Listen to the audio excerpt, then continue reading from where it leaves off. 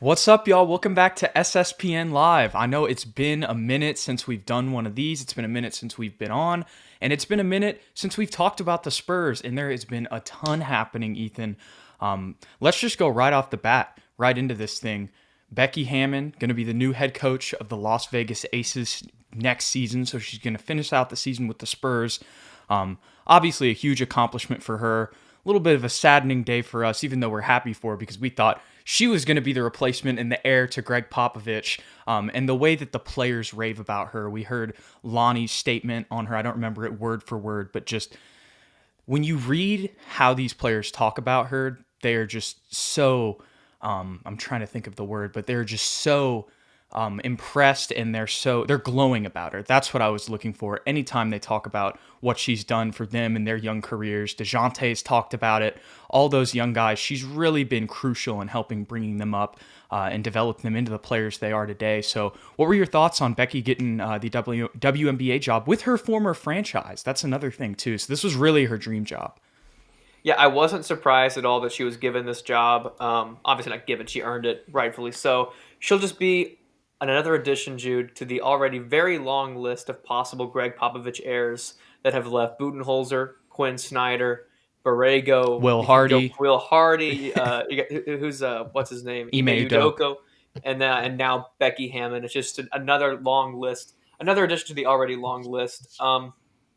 I'm honestly not surprised because I thought she would have left last year because she was like in the hunt and like possibly getting the Portland job and other jobs as well. So I was surprised that she didn't get one of those. Surprised that she was on the staff this season.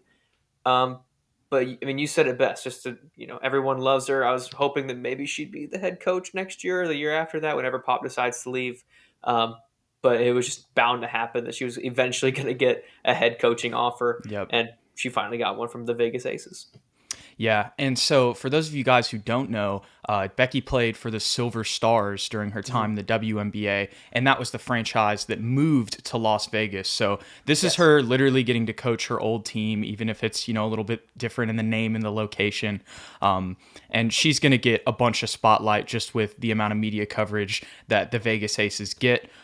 So I'm super excited to kind of follow her and see what that team does next year when she's in the WNBA. And it'll also be interesting to see who replaces her on the sideline. I think right now we probably think, well, Matt Nielsen's probably going to get moved up just naturally. But the good news for the Spurs is they know how to find coaches like this. We know their coaching tree. We know how many Austin Spurs coaches and even Austin Toros coaches, if you really want to go back, that are now Mhm. current coaches in the NBA. Just off the top of my head, Taylor Jenkins, we're seeing what he's doing with the Grizzlies right now. Obviously, Quinn Snyder and the Jazz have been a powerhouse for a little while, at least in the regular season. I mean, you got James Borrego over there in Charlotte. The list just goes on, and she's just probably going to be the next one with her success in the WNBA. But another piece of good news, even though that was a little bit of disappointing news, but still good news, was Zach Collins. We finally got an update from him from Pop a couple days ago in a press conference after the game, and he just mentioned that Zach was getting close to being back. And we talked about it at the beginning of the year that the estimation was going to be around kind of maybe January, February at the latest. And here we are, January 9th, 2022. I think this is our first show of 2022. I just noticed that too. So I think that's so. Yeah. cool. But Zach Collins close to being back. I was kind of thinking about his impact and what we saw from him in Portland and how we could kind of compare him to maybe somebody on the team. And obviously, the first person I thought was Jock Landale because that's the only other stretch big that we have on the team. But what we've seen from Zach Collins and comparing him to Jock is that obviously those guys have being able to stretch the floor in common, but for me, the thing that I think stands out with Zach Collins and how he's going to help this team is his physicality in the paint. We've seen him as a shot blocker throughout his career, and that's something that Jock, if we want to talk about one of his shortcomings, it has been just getting out physical a little bit in the paint. He's been able to get offensive rebounds, but it seems like he's a little bit better at that than he is whenever it comes to getting defensive boards. Obviously, Devontae Cacok helped out with that today. I want to talk about him later in the show, but getting back to Zach Collins, I think he's going to be able to not only provide that stretch five ability for the Spurs, but I think he's going to do a little bit better job of just matching up physically in the paint whenever it comes to playing tough defense, even playing, bodying somebody on a pick and roll on offense as well. So that, I think, was kind of the best comparison that I could think of in my head with somebody on our roster right now. What are your expectations for Zach, and what do you think he can bring to this team, Ethan? I'm hoping he can kind of blend the things that both, like you said, Jacques Landale has brought to the team and Drew Eubanks has brought to the team. And Drew is, a super physical. I know he gets in a lot of foul trouble because of how aggressive he plays defensively, but that's something that we, kind of need on the back end, especially when Jakob Poeltl is not in the game. So I'm hoping, like you said, he can bring that physicality to the game. And the thing that I'm most excited about with him coming back, Jude, is the sheer depth that we're now going to have at the big position, something that we were really worried about. But with him coming back, we have Jakob Poeltl, who is, I think, solidified, at least for this season, as a main starter. He's proved us wrong in some categories. He's really had a great year, at least as far as my expectations are concerned. And coming off the bench, we have Jacques Landale, who has proven himself a very quality backup big that can stretch the floor, and especially with his offensive passing ability. He's really shown me that he's a lot more than just a big body that we can put in the paint. Like, he actually has a lot of skill to his game. And now we bring in Zach Collins, who brings pretty much those same skills, but with a little bit more experience and a little bit more physicality. And then Drew Eubanks and K-Cock kind of rounding out the bench unit. That's a pretty good five. And then we still have Thaddeus Young technically on the team, Yeah. and we have Keita Bates-Diop, who has proven himself to be a very quality kind of four, maybe small ball, five at times. So I'm really excited to see what Pop is able to do with the mismatching of the lineups, because we might be able to see a Zach Collins Jakob lineup, a Zach Collins Jacques lineup. Who knows? We really don't know what's going to happen with his return, but I'm very excited. I think he will really open up both our offense and our defense, because it's pretty obvious when Jakob goes to the bench, we lose a significant amount of that defensive anchor, and guys are really able Especially to score inside at will. Exactly. So that'll be very interesting to see what can actually come from that. All of this, depends also, Jude, on whether or not he comes back healthy. And because he has not played in so long, we really hope that foot and that ankle is all good to go, because the last thing we need is for him to come back into the game and then immediately go down with an injury. Or, knocking on wood, he is just not the same guy. We haven't really talked about that, but that's a possibility. He could just be not the same dude that we saw in Portland. But if he's healthy, I'm very excited to see what he can do with our team. Absolutely. So there's a couple things I want to touch on that you mentioned there. The first thing I want to talk about is the Jacques Landale, Zach Collins lineup, because something that I was thinking about whenever I was thinking about Zach coming back, and specifically like what I just mentioned with his ability in the paint and probably being able, at least from what we've seen from him in the NBA so far, being able to do a little bit more there than Jacques can. I remember in that ESPN Australia interview way back in the day that we talked about over the summer, Jock actually saw himself as a four in the NBA. And when you talked about his skill as a passer, that's one of the things that allows him to kind of play on the perimeter. And if he's matched up against a four, he's going to be able to play on the perimeter, and he's going to have less to deal with physically most of the time, usually when he's matched up against a four. So I'd be very intrigued to see that lineup. It wouldn't surprise me if our bench lineup really turns into that, and it's Trey Jones, Lonnie Walker, Devin Vassell, Jacques Landale, and Zach Collins. But obviously, Devontae Kaycock's been playing very well, and I just forgot about Keita Bates-Diop, who also has been playing phenomenal. Just a little side note, I know maybe he didn't have the greatest game today if you just look at the stat sheet, but if you watch him, he forced a couple shots or a couple misses on KD, and so, I mean, the performances that he's had against LeBron and the way he's been able to just be an annoyance against guys like Kevin Durant and some of the best players in the league really shows his worth as a player. You mentioned how he can be a stretch five. We've also seen him play the three at times. So he's just such a versatile player who's really held down that four position for us. So I don't necessarily think anybody's going to take minutes there. But then again, maybe they just go like Trey Jones, Lonnie, Keita Bates, Jacques Landale, Zach, who knows? I mean, but that's the whole point of all this. It's going to add depth and it's going to add size, which is something that we've been wanting and been preaching really since the beginning of the season. So we're going to get it when he comes back. But also, very good point on the lower foot injury. That's something it's always a question Mm-hmm. with big guys. And I think if you take a look and you want to speculate a little bit on his contract, it's very low risk. No money is guaranteed basically after this year. It's 2 straight player options.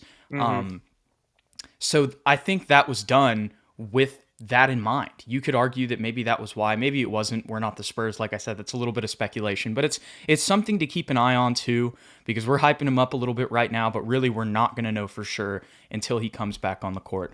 Obviously, I like to be a little bit of an optimist, and with the way that Doug McDermott's played, the way that this Yeah. team's played overall, and another topic that we're going to get to here in a second, Dejounte Murray, just how he's looked and how he's really grown in to potentially a franchise guy. Mm-hmm. I like to think that Zach Collins is going to work out. And, if anything, it was worth his celebrations on the bench. Oh You yeah. love to Oh have a yeah. 6'11", slicked back hair dude doing 3-point celebrations, right? Mm-hmm. 100%. Yeah, and Ruben Reyna, appreciate you being in here talking about how Keldon needs to move to the small forward. We need another player at power forward. That's exactly why we've been talking about it all year. We've wanted Zach Collins to be back, and he is going to help with that as well. Keldon, we know Keldon can play the 4 depending on who we're matched up against, but it's really only against other small ball lineups where that's going to be effective. And especially with his 3-point shooting this year, even though it Mm-hmm. fell off a little bit there, he bounced back the next Still game 44% right now. after Pop called him out. So playing him on the perimeter is going to help with that 3-point shooting as well. So that's definitely, I agree with that statement there. I know Doug is hurt right now, but Jude, let me ask you: with everybody coming back healthy, I'm talking Zach Collins, everybody on the team when they're back from COVID protocols and injury, your starting lineup, would you want Keldon to move to the 3 and insert Doug at the 4, or would you maybe move Kata Bates to the 4, or would you maybe move Zach Collins to the 4? What are you feeling for that starting lineup? Because we really haven't talked about what our starting lineup would look like once everybody is back, and we really we didn't expect Kata Bates to be playing this well. Doug McDermott to be this solid defensively. A lot of things we weren't expecting. So what's going through your head right now as far as that's concerned? When it comes to the starting lineup, it's kind of interesting that you mentioned that. I think it's going to stay the same because that's just so Pop. It's going to Keldon and be, Doug. yeah, yeah. But remember at the beginning of the season when Pop said that, we had our guys who were going to play 20 minutes, 20, 30 minutes, and then the rest will fit in here and there. I think we're going to see a lot more of that on the bench, just a lot more energy, kind of juice coming in, because we were talking about how do you fit Keita Bates, Zach Collins, Jock Landale. You can't fit all of those guys in the front court, even with the way Devontae Kaycock's been playing as well. So I think that we're just going to see a lot, like the bench guys' minutes are going to go down, but there's going to be a lot more spot minutes that we see to kind of get those guys involved. But I think the starting lineup for the most part is going to stay the same. But you never know. I think the way that Keita Bates has been playing and has just been great. He could be worthy of a starting spot. I wouldn't mind that. I think you definitely kind of want to keep Doug McDermott in there just because of his just being one of the older players on the team. And then on top of that, his 3-point shooting is just so valuable in that starting lineup. He'd be the most consistent, proven 3-point shooter on, throughout his career. Obviously, Keldon may be shooting a little bit better than him percentage-wise this year. But the thing that I think about, honestly, that I would be more I guess akin to, more likely to see, that I would believe, is Zach Collins getting moved into the starting lineup. I know that sounds crazy with kind of all the question marks that we just saw, but I think just the fact that him and Doug were like the 2 proven NBA guys that we kind of picked up in free agency, that would be what I would kind of lean towards seeing. I don't think it would be immediately because I think he's going to come back probably on a minutes restriction. They're going to ease him back into things. But I think just with his track record, that would be most likely to where they move him into the starting lineup, and maybe even they move Doug around. They play Doug more at the 3 when that happens. I could see that happening for sure. And with the way that he's been able to be such a great cutter for the Spurs this year, I'd like to see him kind of at that 3 position and see what he can do cutting against smaller guys, not having to do it against power forwards a lot of the time. Yeah, I would agree with you if I was a betting man. The only argument I have for Keita Bates Diop is the same argument that in years past we've had for Kyle Anderson and Boris Diaw, because they don't need the ball. They don't need to score. They're not going to take touches away from our big our big That's three. crazy. I And they're never thought of him as those two guys, but he's kind of just like that, Kyle Anderson. Kyle Anderson more so than Boris, because Boris is a Yeah, little bit less, I think, of a defender and more of a passer. likes to eat a little bit more. A little bit more, yeah. But I see the only reason I see that as like a possibility is because KBD on any given night could guard their best player and give guys like Keldon a break from having to guard like a LeBron or a KD like he had to do today. I'm not saying he's a stopper. He's going to stop all of those guys, but it's just another option instead of Doug, who needs the ball kind of to be effective. I know he moves off ball, but you still gotta give it to him. And maybe he'd play better off the bench, especially since Trey Jones is kind of now taking over as that facilitator. Who knows? There's a lot of different ways we could go about this. But if I'm with you, if I was a betting man, the Spurs are going to keep the starting lineup exactly how they started the season with, which is Dougie and Keldon at the 3 and 4, with Jakob, DJ, and Derek at the guard spots. Yeah, absolutely. Want to say what's up to some of you guys in the comments. So Million, what's up? Happy New Year. We appreciate you being back in here. I see where you're saying with this. I was talking about KBD a little bit, mentioned that earlier, and then kind of after that was talking about Zach, and probably Zach or Doug would be the guy to do that. And I like him being in the second unit too. I think that thinking about it more, he's going to be able to do more of what he does, and we're going to be able to get more value out of him coming off that bench unit. But you never know, man. Look, he gave LeBron 30, so Yeah, you never know. No, but we definitely want to maximize KBD's value, and we don't want, and we got to see the consistency, like he said. The real Luka Samanic. Yeah, the real Lucas. That's crazy. But Guillermo also mentioned, does Keldon come off the bench if Zach goes into the starting lineup? And I don't think so. I just don't think so it's either. going to happen. I think that they'd probably move Doug to off the bench. But it's something to watch. It's something to watch. Like I said, I don't think that it would happen, but I think that Keldon would get moved to the bench before Derek did, unless there was an injury of some sort. So that's probably not going to happen. Like I said, probably Doug McDermott there coming off the bench for the Spurs in that situation. But we all got to wait until Zach Collins comes back. We can move on to our next topic that we had, and this is kind of a little bit of a sad one. So a couple days ago, the NBA released the All-Star voting lists and like the top 10 for every position. Dejounte Murray nowhere in sight. And when you look at the guys who are on the list, you can't even, like, when you think about fan vote, you can't even really be mad at it just because of their star power. I forget who was down there. I mean, it was like Klay Thompson was on there. He hasn't exactly. played 2 years. So that's what That's what it is, right? And Damian Lillard's even down there, with Portland having a bad year. He's still going to get more votes than DeJounte. It's just those guys are more established, and they've been on national TV games for longer. But just know the league respects him. I was watching the Yes Network today with the highlights of the Brooklyn Nets game that the Spurs had today. Freaking Cam Thomas, man. LSU's doing me dirty. The LSU alum doing me dirty today. He couldn't. Thanks a lot, Jude. I know it's completely my fault, but he's a bucket. So Steve Nash was like, Cam, just go win this, and unfortunately he hit it. But anyways, back to what I was talking about before with DeJounte. The Yes Network, they even mentioned, they were like, look, DeJounte's having an all-star caliber year. I think a lot of people agree with that. We saw what happened to the team with his absence. And I know that on here it's like, okay, it's sad that probably DeJounte Murray's not going to get an all-star spot. But what I will say this season, and I think really it kind of dawned on me with his return game and when he was out, I think we've kind of been staring a franchise player, maybe not the franchise player, but I think before this year we said like DeJounte's ceiling was a number 3 guy on a championship team. Maybe not us, but I did. I feel like I remember saying that. And that has changed throughout the year. He can be a top guy on a contending team. I think, a number 2 player, maybe not number 1, like I said, but he can be like a Paul George kind of type player, maybe even better than that. But his personality and his demeanor on the floor and his leadership was just so prevalent whenever he was out. You could see what was missing, and it was like it opened my eyes to everything.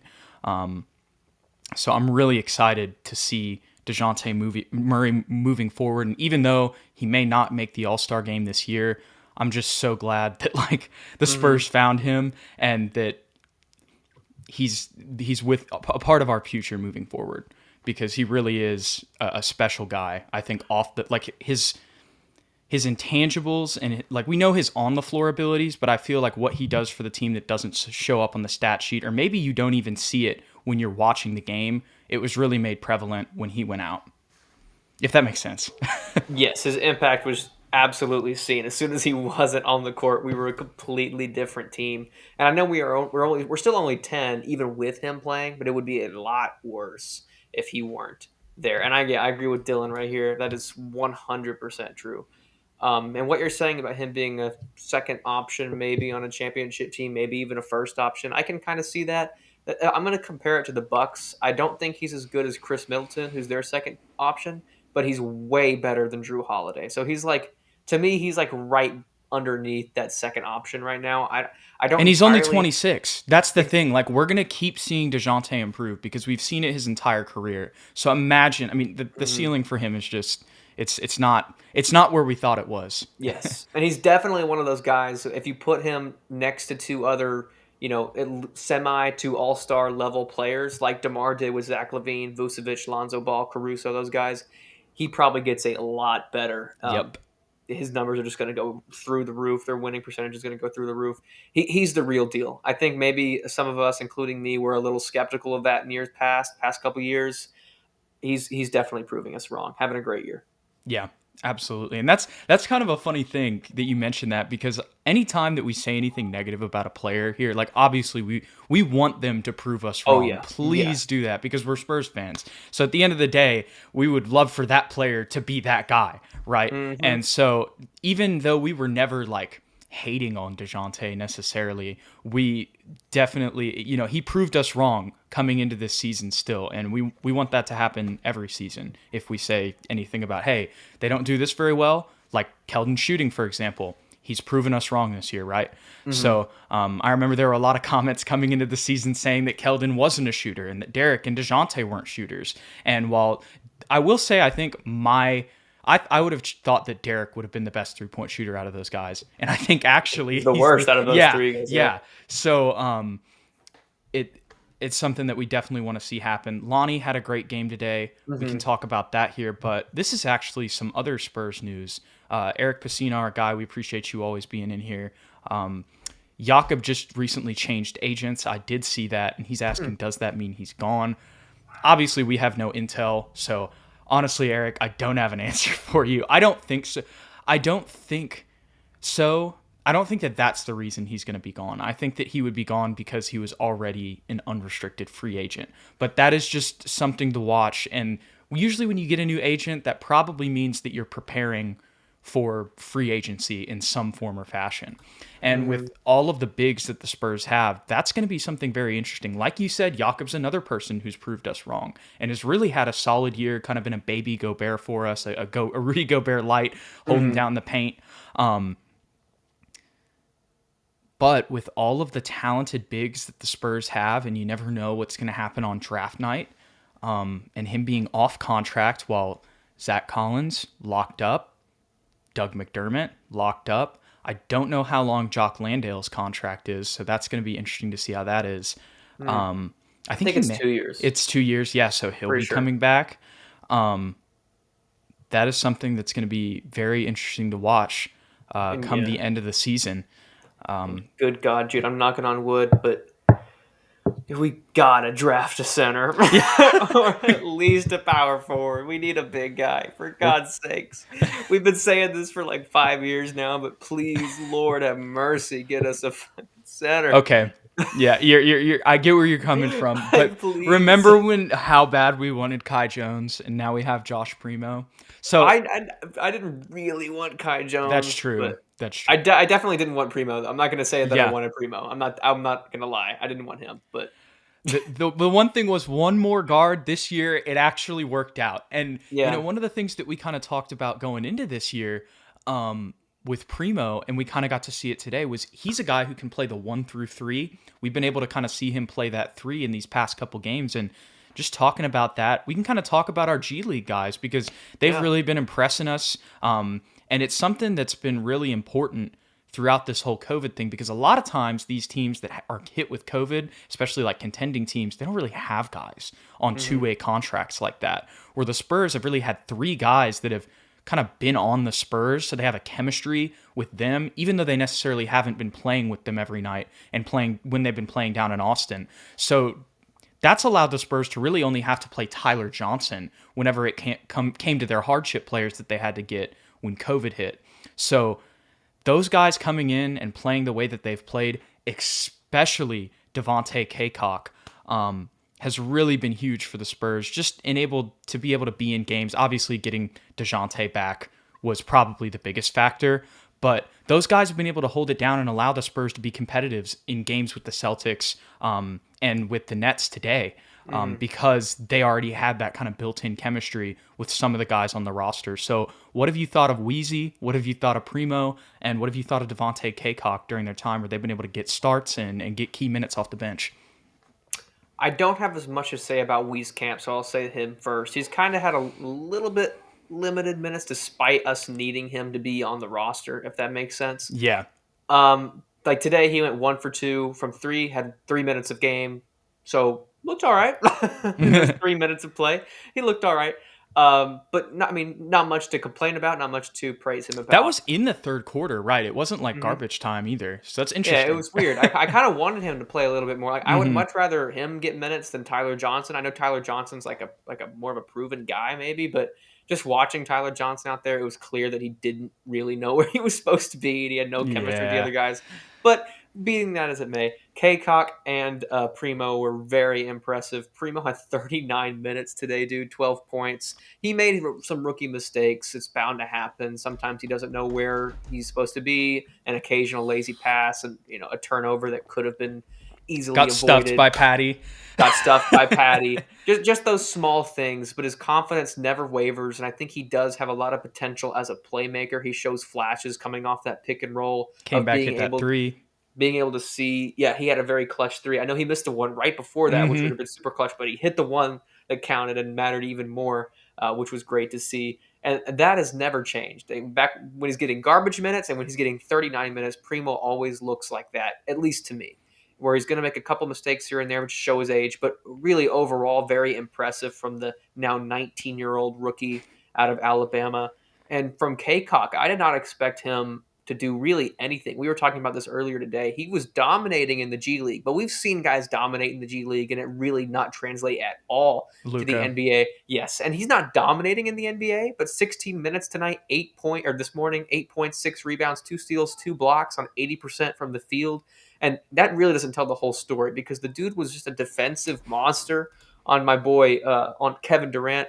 I hope Primo. Yeah. Honestly, yes, All of please. us do.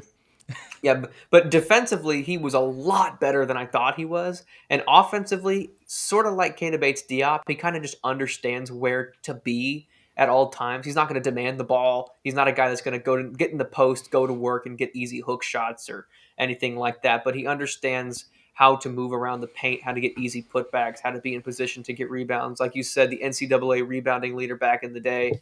How many rebounds is he averaging in the G League? Jude, was it like 18? It was 14 or 14. 15. Yeah. Yeah. Incredible. I mean, the dude's just a rebound machine, super physical. I think he's only like 6'7", though. Yep. So he's Yep. able to play pretty much 3 through 5 at any times. And he went toe to toe with Kevin Durant, like I said. Very impressed from him. Hopefully he can keep that up and maybe find himself in a Keita Bates Diop role down the road because he definitely fits that mold of what we want in that player. I think who was it? Was it last live that we did? Someone compared Kaycock to Dewan Blair. I think yes, yes, Yeah, yes. that's pretty fair. But I think Dewan Blair didn't have nearly as much athleticism as Yep. Kaycock does, in my opinion. Or defensively, Dewan Blair really could only guard, a post up player. But Kaycock can guard on the perimeter and he can guard in the paint, which is pretty impressive. I'm not going to say that he's like the next big Spurs power forward Yeah. of the year, but Right. very impressed by what he was able to bring the past couple games. He is a solid player. I mean, Hmm. straight up, he's somebody. I mean, really, I saw you guys in the comments, and we're gonna have to have a ceremony at some point, Ethan, in honor of the man's signature, who's right here, Drew Eubanks. He kind of looks better than like Drew. A little bit. We got a small sample size. All right, nobody looks better than Drew. Okay, Ever at all. ever. Okay. Well, what we're saying right now about my boy K-Cock, we were saying this about Drew probably the same time last year. So all of this could prove completely. But his hands, obsolete. Okay, he doesn't. You know what I'm saying. I know what you're saying. But you're right. We can't jump to conclusions. We gotta let it happen. We gotta let it sink in. But right now, Dejounte K-Cock looks better than we thought. Yes. And I thought that your comparison to KBD and DeJuan Blair is pretty solid, because and this is even a better one from Dylan down here. Montrezl, that's a really good comparison. Maybe obviously not to the exact height, the exact skill level as Montrezl at this moment, but he's that type of player. And I think, like you said, his versatility in the way he plays and bringing on Zach Collins and Jock Landale allows you to kind of play him at those smaller positions where he's going to be able to out physical guys most of the time because he's got like the body of a center, and the height of a 4. And because last episode, I kind of counted him out of just kind of brushed it aside. I was like, I don't think he's going to get minutes. He's not able to stretch the floor at all. The way that he played tonight, and like you said, the way that he just knows where to be, and he doesn't make any mistakes. He doesn't try to do too much. He just does, he takes his dunks, he takes his layups, and he just finds his spot. And we just mentioned it. I think it could happen too, Eric. For those of you listening on podcast, Eric says that he thinks K-Cock could potentially replace Drew next year.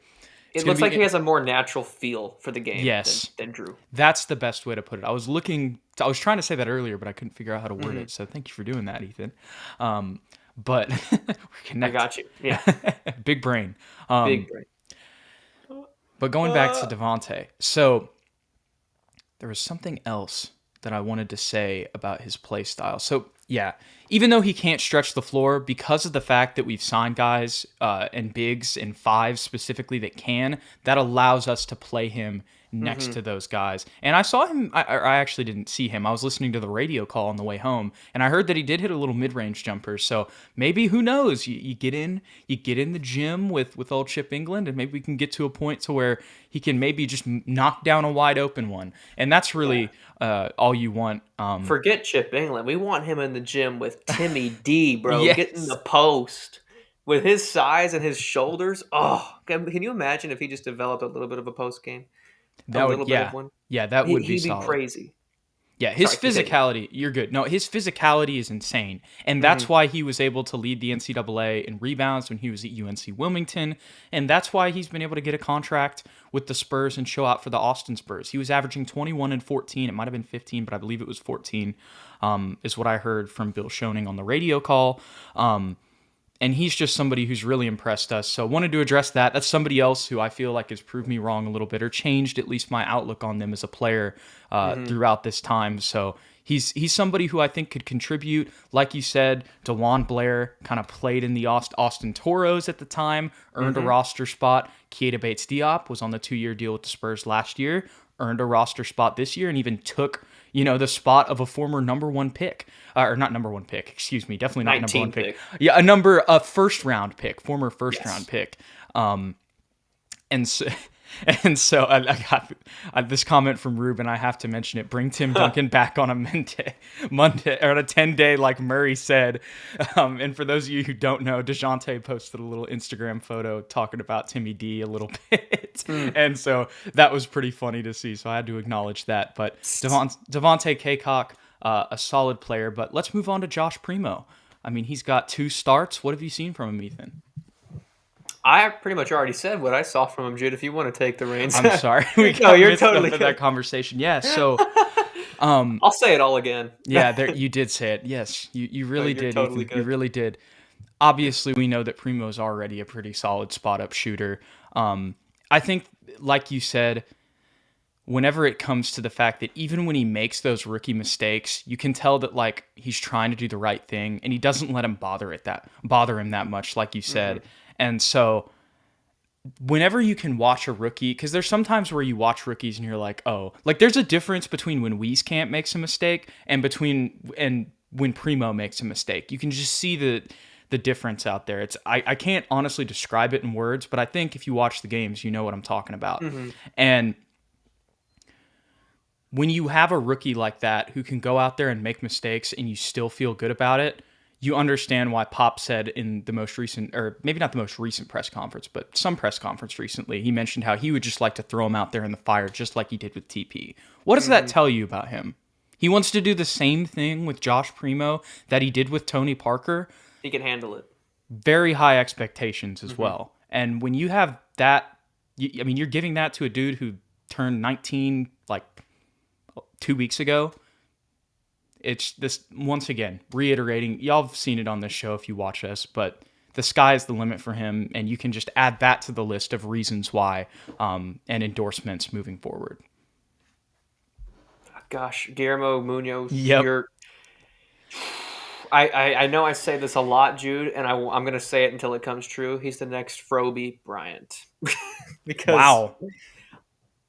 I mean, it's all I can see from him because Kobe, remember rookie Kobe? Big comparison, but he's got a similar mentality. I understand what you mean there. Rookie year Kobe out of high school had so many lowlights. People thought he was such a bust. They're like, I can't believe they drafted him in the lottery. This kid is no skill. Like he had like a game where he shot 4 air balls in a row or something, and Shaq put his arm around him and goes, "It's all good, buddy. You're gonna get him the next time." And then by year 3, he was like, "We're going to the championship and we're gonna win 3 in a row, and I'm gonna be an MVP candidate, and then win 2 more after Shaq leaves." And he's just one of the greatest players of all time.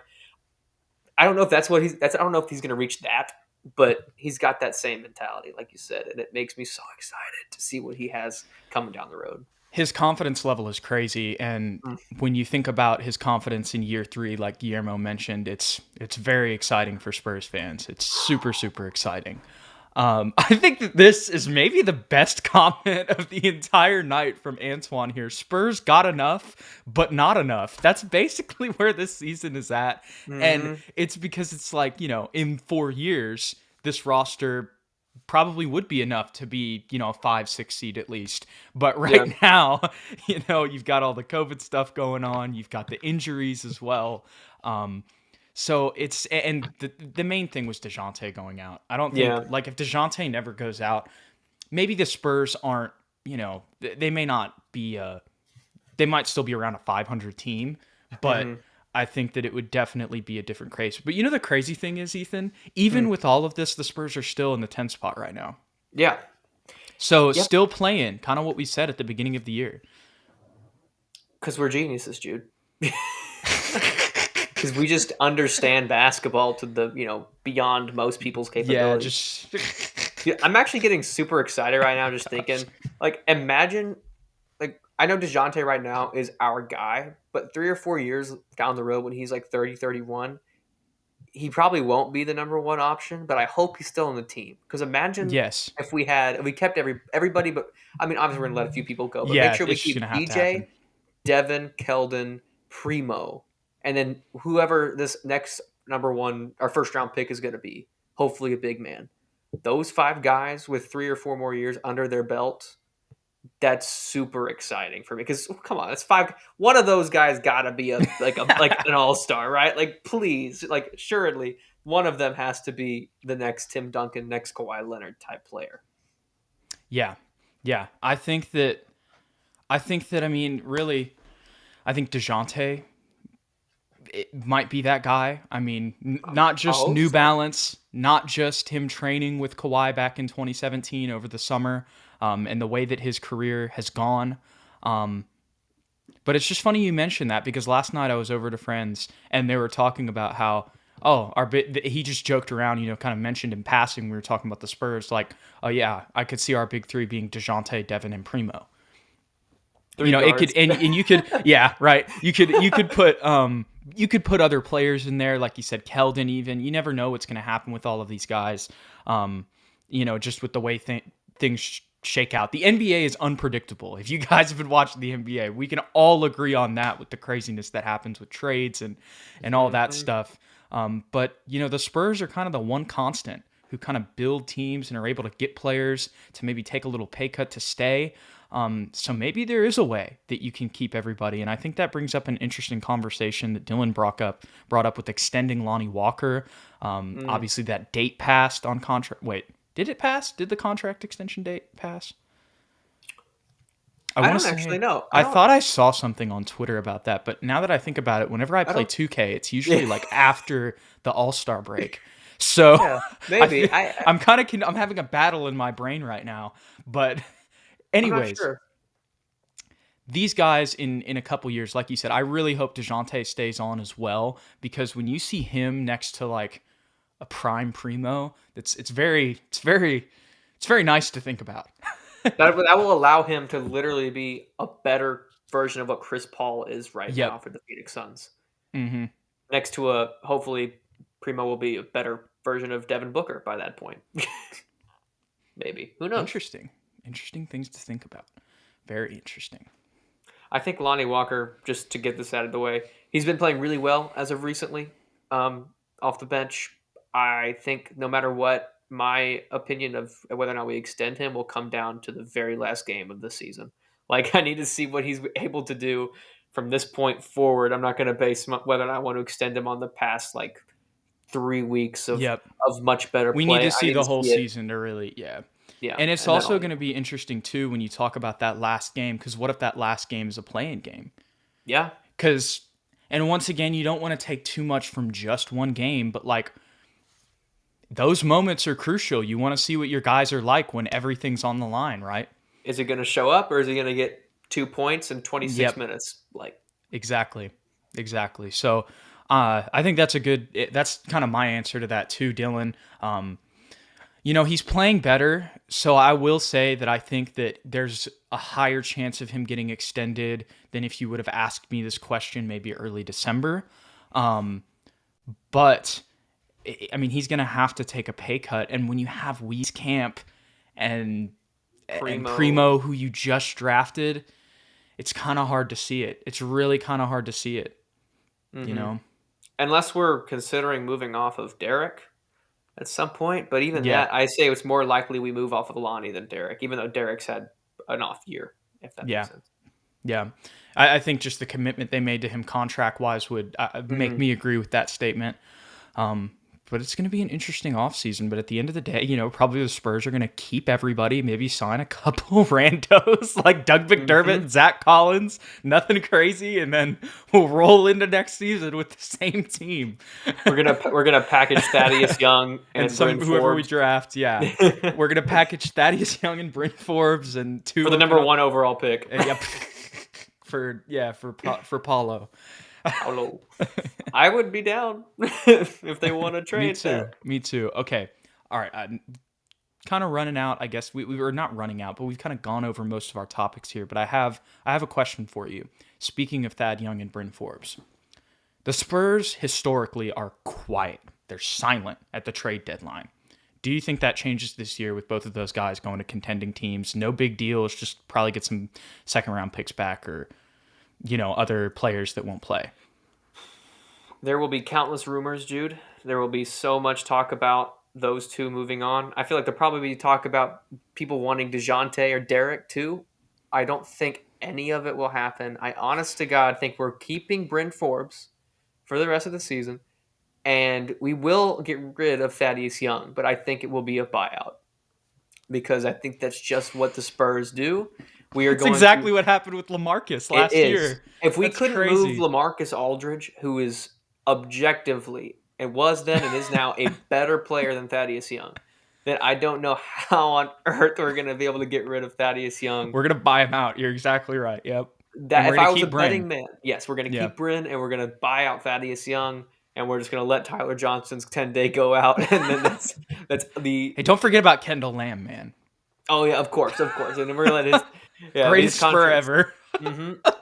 And we're going to roll into the rest of the season and get into that play-in spot and then lose by a buzzer beater from somebody. And that's how our season's going to end. And DeJounte's going to have 25, 9, and 9 in that game. I'm going to stick with my prediction, though, Ethan. We're going to win one play-in game, but we're going to lose the second one. Okay, that's fair. DeJounte is going to win us a game. You gonna put some money on it? I'm kidding. I'm joking. Ask I me don't when we have get there. when I have a full-time job, absolutely. Let's see who we're playing. Let's see When I who have a we're fixed playing. income, for sure, but not Bet. right now. Awesome. Awesome. Oh my gosh. I would. This is a very interesting question. Do you trade Derek, Thad, Bryn for Ben Simmons? I feel Yeah. like a lot of teams would say yes. I don't think that this is going to happen, but honestly, I'm going to still say no because I just Really? don't like Ben Simmons. And it's crazy? I forget who I was talking to, probably just a friend. Ben Simmons went to LSU, and I don't Yeah. like him. I don't like him at all. He couldn't. Yeah, that's The true. NIT, dude, you're Ben Simmons, the NIT. Come on, Cam Thomas almost beat Michigan last year by himself. Like, anyways, The only reason I would say yes to that is because we could flip Ben Simmons. maybe we could flip Ben Simmons, which is yes, or I mean, it either really works or it really doesn't. And if it really doesn't, are we really that much worse off? I just don't like his attitude. I just No, me can't neither. see. Me I neither. can't see him playing for Pop. I don't care if he wants to. I can't see Pop allowing Yeah. if Pop sees that and allows that to come onto his team, his entire career is a lie. Because Maybe he could the fix them. Spurs are just he could fix some things. He's a talented player, but you're not showing up and you're getting fined and you're like, yeah, I'm still not gonna show up, and then you're causing all this drama and there's this whole thing with Joel Embiid that is just the most unspurs thing of all time. And so if Pop brought him on, I don't care how talented he is, it would just be the antithesis to everything that the Spurs usually look for whenever it comes to the personality traits of their players, which we know is more important to the Spurs than to other teams. You're very right. You're very right. But just to make it interesting, I would say yes. Because just to make it interesting. But it I would respect definitely it. never happen. I love it. Yeah, just to make... Paul F commented. What did he Yes. say? He doesn't believe that the Spurs are going to buy out Young. There's Lakers and other teams opening up their roster spots. They would take Spurs Young with the Spurs paying him. Huh? Question mark, question mark, question mark, question mark. I think I'm with Ethan still, just on that. But I will say the one thing that does intrigue me about Thaddeus Young, and like you said, maybe it's just rumors. We've heard it so many times and it turns into nothing. But there have been a lot of reports of teams having interest in Thaddeus Young. And the other thing that's a little bit different between Thaddeus Young and LaMarcus is I think, and this is no slight to LaMarcus. This is no slight to LaMarcus, because obviously we know the type of guy he is and we know what he did for the Spurs, and we appreciate LaMarcus. I only have love in my heart for LaMarcus Aldridge, but I think that Thad's leadership and his personality and what he is as a locker room guy is super valued, and it's publicly and publicized that he is valued in that way. So I think that is something that would be the argument, or one of the arguments at least, for him being moved at the deadline. But in regards to Bryn Forbes, I'm with you.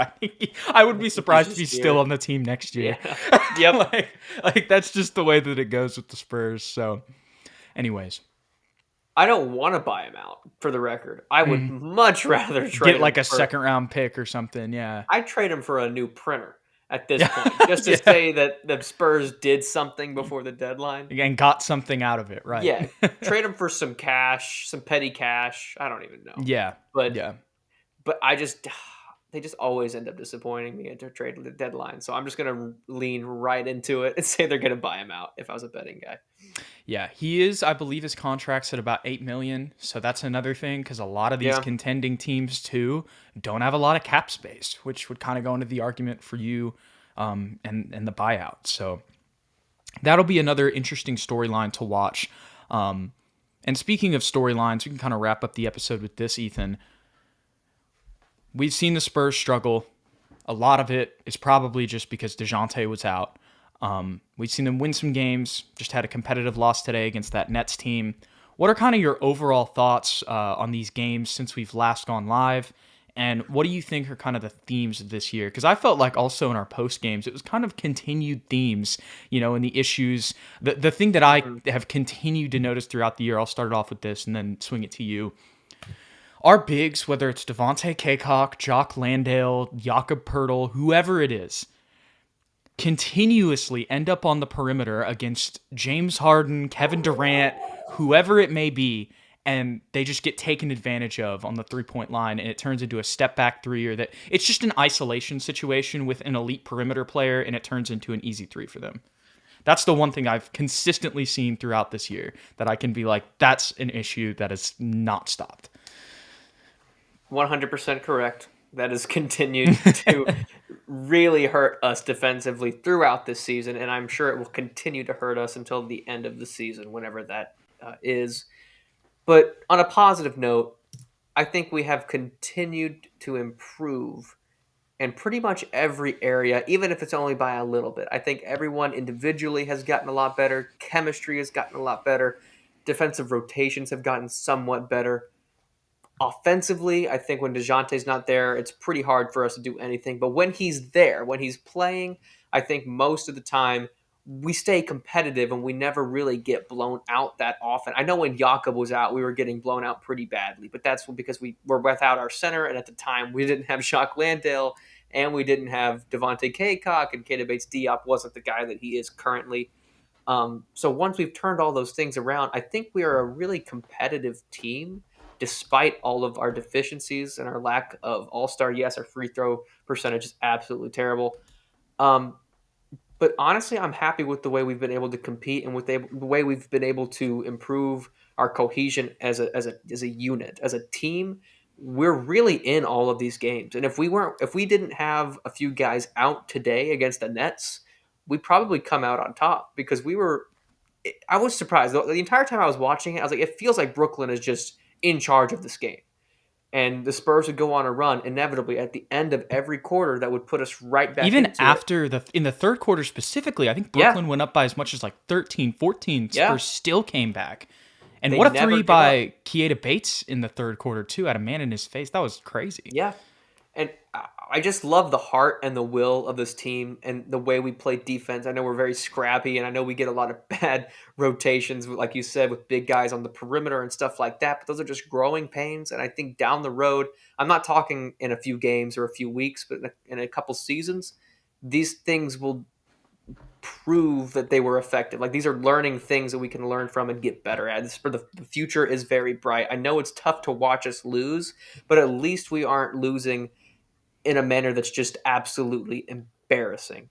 And our guys are still fighting every inch of the way, and Pop is getting these guys he's really pulling every last inch of like ability out of their bodies. And it's fun for me to watch as a longtime Spurs fan, because I don't know about you, Jude, but we've always been very good. So there's never been a moment where I'm like, oh, I wonder what we're going to get better at today. It's like, oh, we're going to win the game, because that's the Spurs way. But now we're actually seeing these guys grow in front of our very eyes, and it's fun to see. And like my man said in the comments, future is very bright. Yeah, I think that's a great point, Ethan. It's funny you mentioned that, because I was just thinking the same thing. At the beginning of this year, we were so excited, and one of the things that we kind of affirmed on this show was like, we're going to learn a lot this year. And earlier when you were talking, I was like, hey, it's January 9th. And even though, we're still frustrated about some things, we'd like them to be winning, it's like, we're learning about everybody. We're learning what DJ is. We're learning DJ's that guy. We're learning Keldon can get better in other areas and isn't just a drive to the basket dude. Lonnie, it's just, does he score or does he not? But still, like, these are all examples of things that we've learned this year, which is exactly what we wanted to get out of this season. And we're getting that out of this year. So that's the big positive this year. Also, everything that you said. Also, want to mention TSR Sports earlier in the comment section. We're going to be on his channel at 8 p.m. Eastern, I believe, on Thursday. So if y'all want to check out, so the Spurs YouTube community, talking some Spurs, go tune into his channel on Thursday. Yes. And this is another good point from our boy TSR. Very true. I didn't even think about this. Y'all remember the Charlotte game? We've referenced that so many times on this channel, or I have at least. And once again, and this time it was really with Dejounte, but we're learning more. And Bobby February, also want to say thank you up to you. Like you said, the L's and Lawsons, their lessons. And that is for sure with this young team. So it's really been a fun year, Ethan, and I'm excited to see the second half. Likewise, Jude. Likewise. Hopefully it just keeps getting better.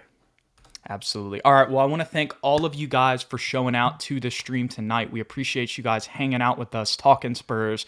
We're going to probably do some more SSPN live stuff like this just because of our schedules and my schedule, really. I've been picking up some more stuff at work. But at the same time, we're going to still kind of do more episodes like this where we can have a free-range conversation about the Spurs. And so you may not see as many post games, but what we will be doing is the next morning or maybe even the night of, who knows, we'll be doing some SSPN reacts, just doing little 5 to 10 minute game recaps instead of going live. And then you'll see our SSPN lives throughout the season talking about games every 3 or 4 games, the biggest storylines, like we said today. Obviously, there will probably be a big trade deadline episode when that happens, even if nothing inevitably happens, just because there's going to be a bunch of stuff floating around. That's just how the NBA works. But once again, want to say thank you to you guys. You guys are awesome. Don't forget to like and subscribe on the channel if you did enjoy this episode.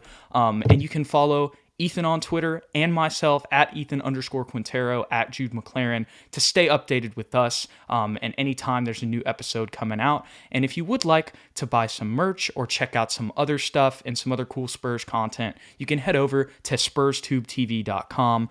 They're also on Twitter if you want to find them through there, at SpursTubeTV. Rob Trejo will also be on the TSR live stream then. So if you haven't watched any of his stuff, tune into that TSR live stream on Thursday. It's going to be a fun one, and we'll see you guys soon.